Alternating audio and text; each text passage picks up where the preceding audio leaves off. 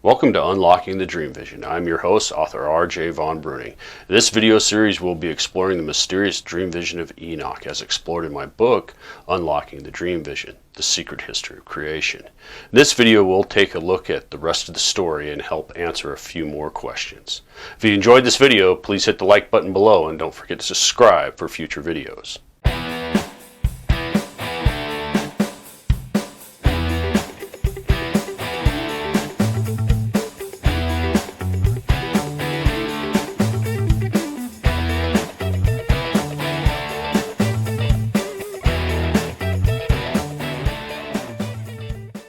This series presents information based in part upon theory and conjecture of the system of esoteric symbolism. The purpose is to suggest some possible interpretation, but not necessarily the only one, to the many mysteries we will explore. Welcome back. In this video, we pick up where we left off in the last one. After almost 10,000 years, this great dark age of humanity finally starts to come to an end. The next important events begin to happen approximately 1800 years ago with the revival of the last dominant religious belief to the Lord God faction. Although I'm going to primarily focus on the events in Europe in the Western world, you should be aware that this phenomenon of religious revival appears to occur all around the world at about the same time.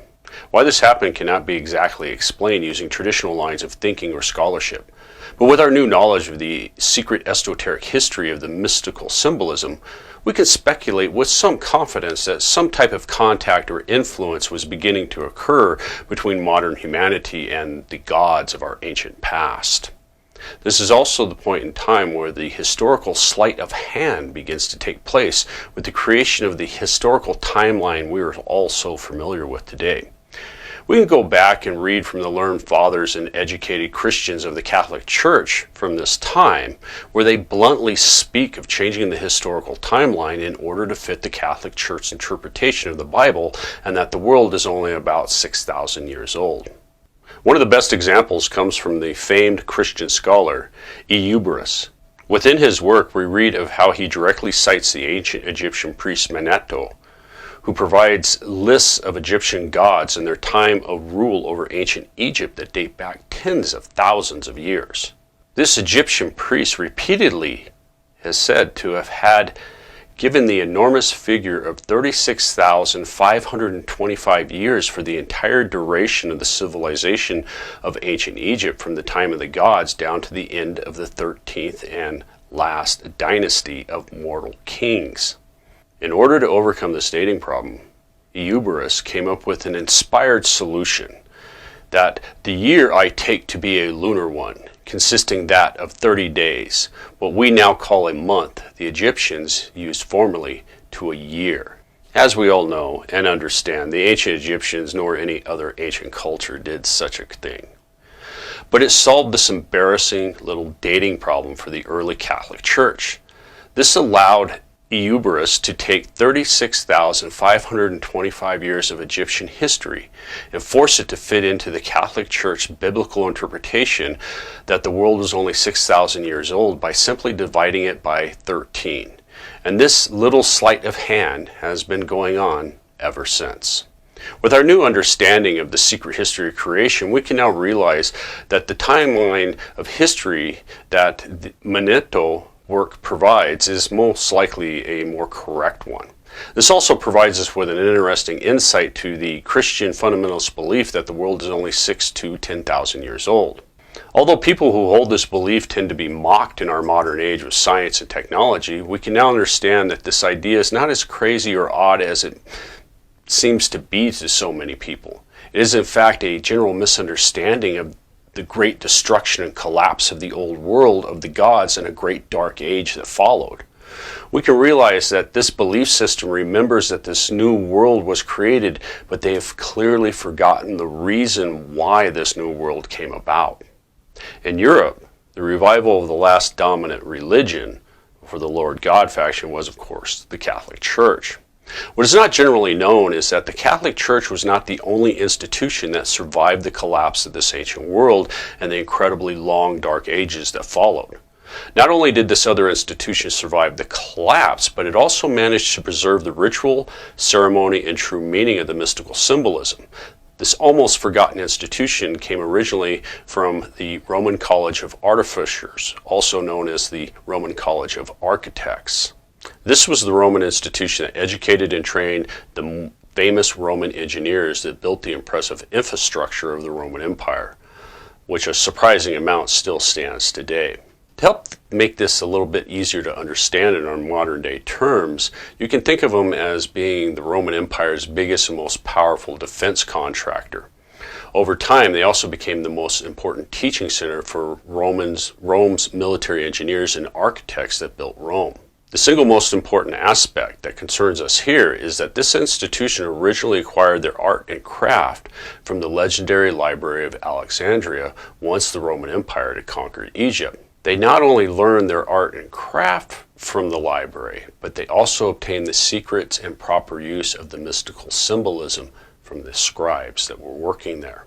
In our modern world, it is very easy to understand how an institution like this Roman College of Architects would have had a vested interest in hiding their military knowledge from the general public and, more importantly, their enemies. It is also easy to understand the great appeal of the secrecy and hidden ritual and ceremony of the scribes would have had on the military thinking of the Romans and their idea of empire. It would have been a perfect match between the groups with the added structure and discipline of the Roman military order.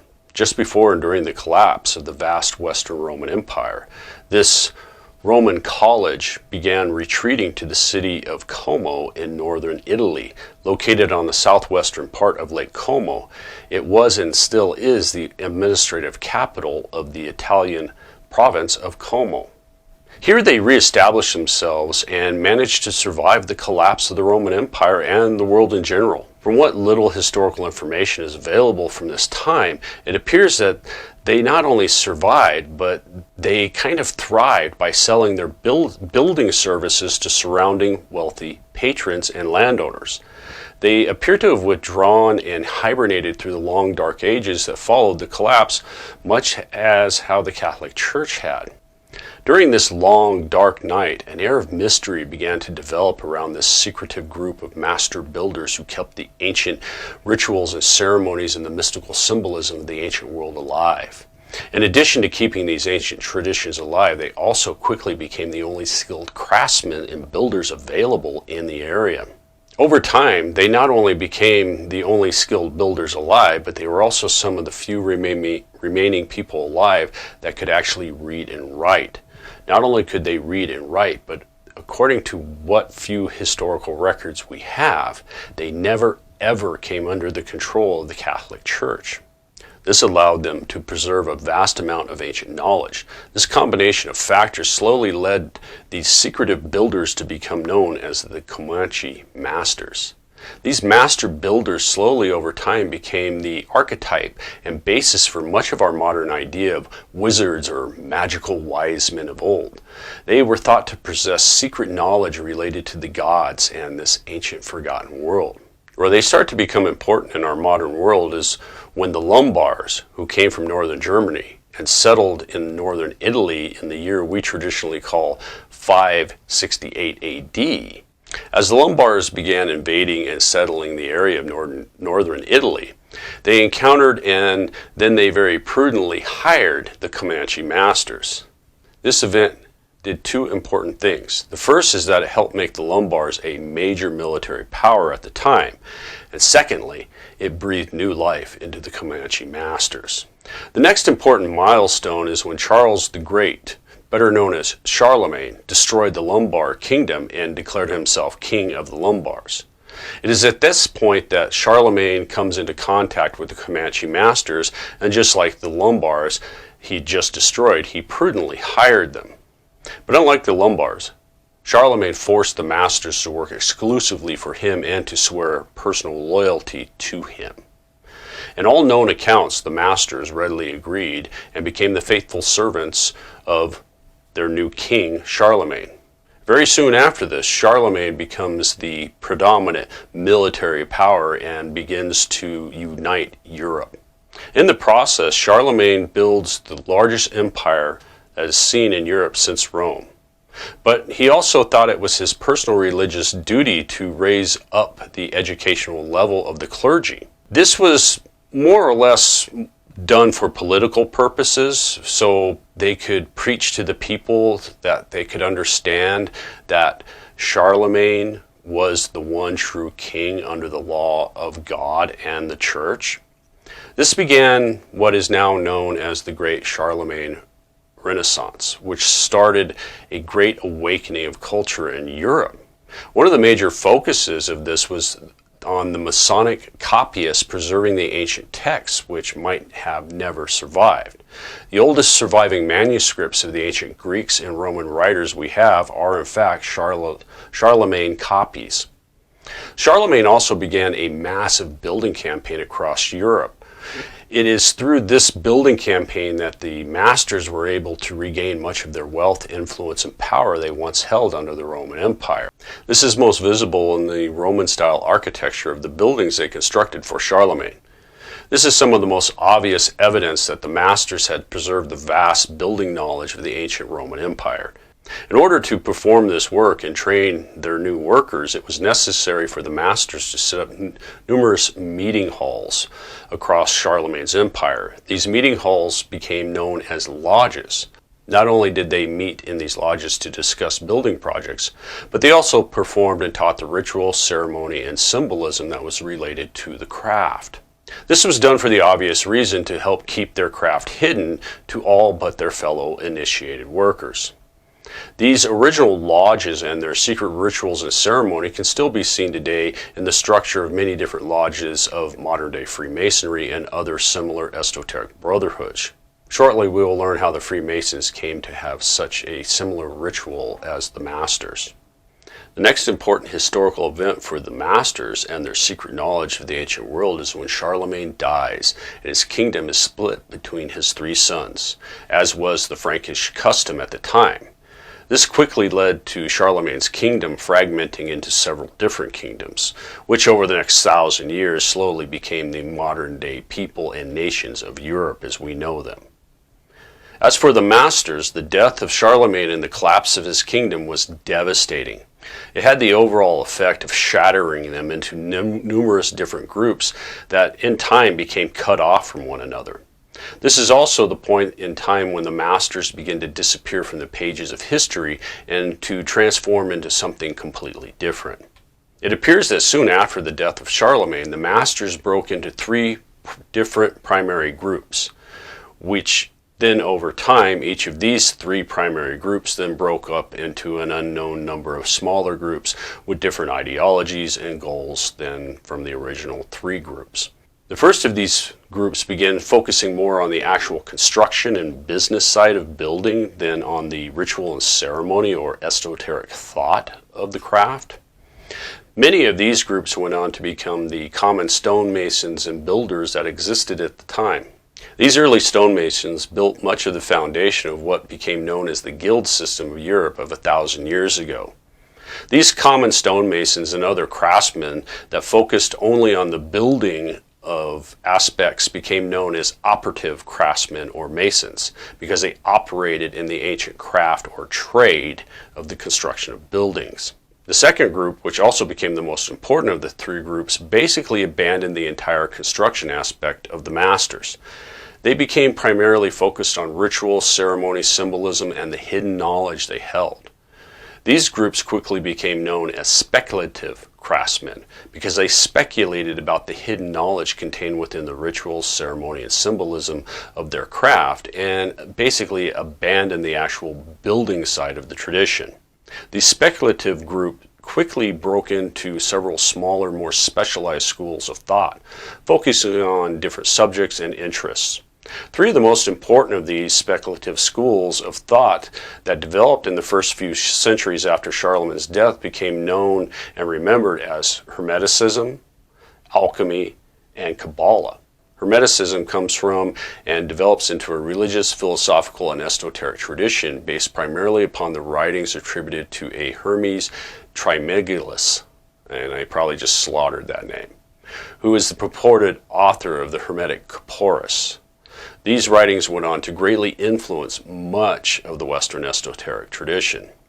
They're also considered to be of great importance during both the Renaissance and the Reformation, with their greatest impact being their influence on what will become modern scientific thought, which gives way to the scientific revolution of the 17th century and gives birth to our modern world today. Alchemy, as most are aware, is a proto-scientific philosophical tradition that was practiced throughout Europe, Africa, Asia, with the aim of trying to learn the ancient secrets to purify, perfect, and transmute certain objects, including the human body, mind, and soul. Alchemy is commonly remembered as a strange, magical-like tradition of old wizard-like men trying to change lead into gold. But the truth is that traditional alchemy goes on to provide much of the foundation of our experimental science and of chemistry, which, like Hermeticism, had a great impact in creating our modern world of today. Kabbalah is an esoteric tradition, discipline, and school of thought that originated in Judaism but was quickly incorporated into the Western esoteric traditions. Unlike the other schools of thought, Kabbalah's definitions tend to vary according to the tradition and aims of those following it. Over the last 1,000 years, Kabbalah has had a great impact on Western culture. It has been adopted and used in some form by many different Western esoteric and occultic groups, but also by different Christian sects and more recently by the modern New Age movements. One of Kabbalah's greatest influence is its tradition of numerology, which greatly influenced a renewal interest in mathematics all over Europe. Not only did these groups have a huge impact on our modern world, but they also had a huge impact on the entire Western occultic and esoteric traditions as a whole. The third primary group that the Masters broke into tried hard to continue both the tradition of the Masters builders, practicing both the operative construction of buildings and the speculative side of rituals and symbolism.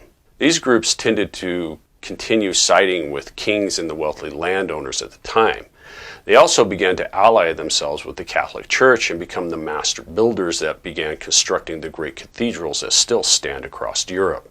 By the 13th century, these master builders became so wealthy and powerful that they were able to form powerful working and trading guilds that were called corporations. They were also granted special rights by the Catholic Church and the local kings to enjoy exclusive exercise of their profession, and its profits would be secured to them, not only in law, but by the inability of others to violate it by degrees made for their businesses or craft, as it was called at the time. It was through this legal and professional protection not only of their businesses, but also of keeping the ritual, ceremony, and symbolism protected by the process of initiation and apprenticeship that created and governed by the corporations. Many of these corporations later became known as Masonic guilds. These highly skilled and educated men of these Masonic guilds quickly became commonly known and referred to as Masons. The more independent and enterprising of these Masons became known as Freemasons. It is at this point in time that these Freemasons, who were typically the oldest and most experienced members of a corporated guild, were allowed to move about and between the different lodges of the guilds to ensure that they were all following the same traditions and rituals of the guild. They were also typically allowed to establish new lodges and recruit new members into the guild, but they also filled several other important functions of the guild and tended to be a hidden leadership of the corporations. It is out of these Masonic guilds of the Middle Ages that modern-day Freemasonry claims their origin. Although, as we will learn, this claim may or may not actually be true. The last important group to come out of this time period are the poor fellow soldiers of Christ in the Temple of Solomon, more commonly known as the Knights Templar or simply as the Templars. The Knights Templars were a Catholic military order that was first originally recognized in the year 1139 AD by the Holy See of Rome. The order was originally founded in 1119. The order quickly became the wealthiest and most powerful Christian military order throughout Europe. It grew rapidly in membership and political influence. It also became a favorite charity and founded an early form of banking, which became a large part of the economic infrastructure throughout Western Christendom. They also built many of the fortifications across Europe and the Holy Land. The Templar Order was closely tied to the Crusades of the Holy Land that were occurring at the time. When it was lost and the Crusades officially came to an end in 1291 AD, support for the order started to fade. Soon after, rumors about the Templars' secret initiation ceremony and what they did in their secret meetings began spreading. This, combined with the fact that there were a great number of wealthy families, kings, and early businesses of Europe who were deeply in debt to the Templars, began to create a general distrust of the order. At dawn on Friday, October 13, 1307, King Philip of France, who himself was deeply in debt to the order, took advantage of the situation with the help of Pope Clement, who had his own reasons to fear the power of the order. King Philip had scores of Templars in France simultaneously arrested. Most were tortured until they gave confessions for the charges of heresy and blasphemy, and they were burned at the stake. In 1312, Pope Clement officially disbanded the order. Since their destruction, a great air of mystery has enveloped the order of the Knights Templar. There have been numerous and sometimes dubious claims, legends, and myths made about them over the years that range from the mundane to the absolutely fantastic. What is important about the Templars, and which is not normally found within the mainstream history books, nevertheless, it is there if you look hard enough for it. In particular, it is typically found within the writings and the esoteric religious traditions of primarily the Freemasons. Although there are many claims about the Templars within the esoteric religious tradition, both historical and Freemasonry sources tell us the same basic story, that one of the Templars' greatest enduring legacy is that they became the model of all secret initiated orders, brotherhoods, and societies at the time, and is a tradition that can still be seen today. This came about because of their great success, wealth, power, and influence that the Knights Templars came to enjoy at one time. Other groups have been copying them in the hope of having equal success and wealth. By the time of their destruction in 1307, it appears that every other order, brotherhood, or learned society in Europe had copied them in some way and incorporated their general organizational structure of the Templars into their own groups. The next important legacy of the Templars comes almost exclusively from the writings and history of Freemasonry. In this Masonic history, we are told that while the Templars were in the Holy Land, they encountered several different secret orders and arcane esoteric brotherhoods. It's through this contact that the Templars are said to have acquired a vast amount of hidden knowledge that they brought back to Europe. It is this esoteric or recondite knowledge they brought back during the Crusades that is thought to be the real treasure they had found, and not some mystical or magical relic or artifact. What is truly surprising is that the Order of the Knights Templars are said to have encountered a mysterious order known as the Essenes in the ancient Holy Land. What makes this so remarkable is that the Masons were writing about and researching the Essenes centuries before they were discovered by mainstream scholars in 1946. In our next video, that's where we'll pick up the next part of this story.